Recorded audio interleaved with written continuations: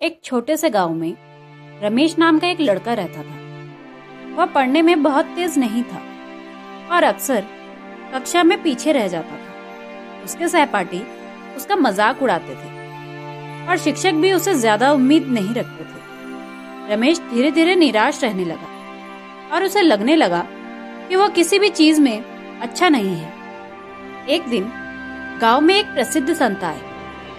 रमेश उनसे मिलने गया और अपनी परेशानी बताई।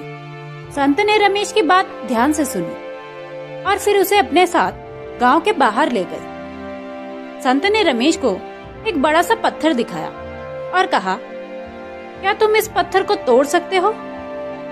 रमेश ने पत्थर को ध्यान से देखा।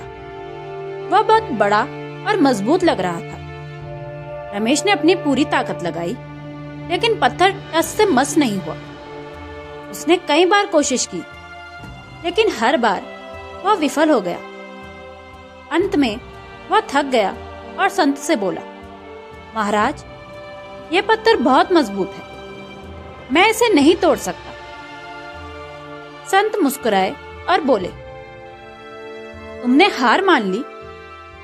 तुमने कई बार कोशिश की, लेकिन क्या तुमने हर संभव तरीके से आजमाया?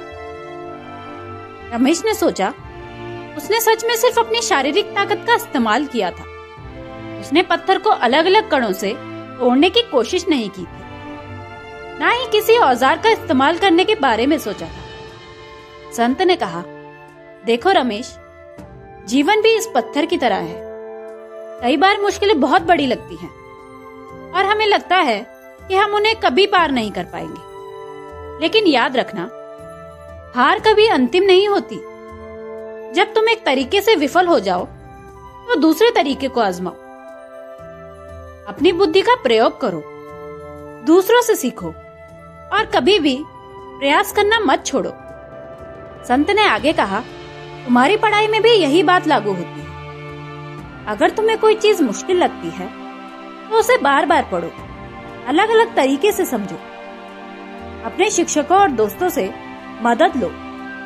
कभी ये मत सोचो कि तुम नहीं कर सकते।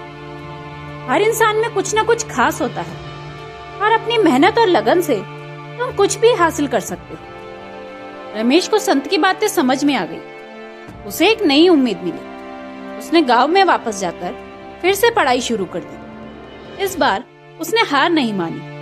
वह रोज मेहनत करता, अपनी गलतियों से सीखता और जरूरत पड़ने पर दूसरों से मदद लेता।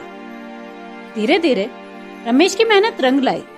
वह अपनी कक्षा में बेहतर प्रदर्शन करने लगा और उसके सहपाठी भी अब उसका सम्मान करने लगे। रमेश ने ये सीख लिया था कि भले ही रास्ते कितने भी मुश्किल आए, अगर हम प्रयास करते रहें और कभी हार न माने तो हम जरूर सफल होंगे। इस कहानी से हमें ये प्रेरणा मिलती है कि जीवन में आने वाली किसी भी चुनौती से घबराना नहीं चाहिए। हमें लगातार प्रयास करते रहना चाहिए और कभी भी उम्मीद नहीं छोड़नी चाहिए। याद रखें, असफलता केवल एक पड़ाव है, अंतिम मंजिल नहीं। अपनी मेहनत और दृढ़ संकल्प से आप हर मुश्किल को पार कर सकते हैं।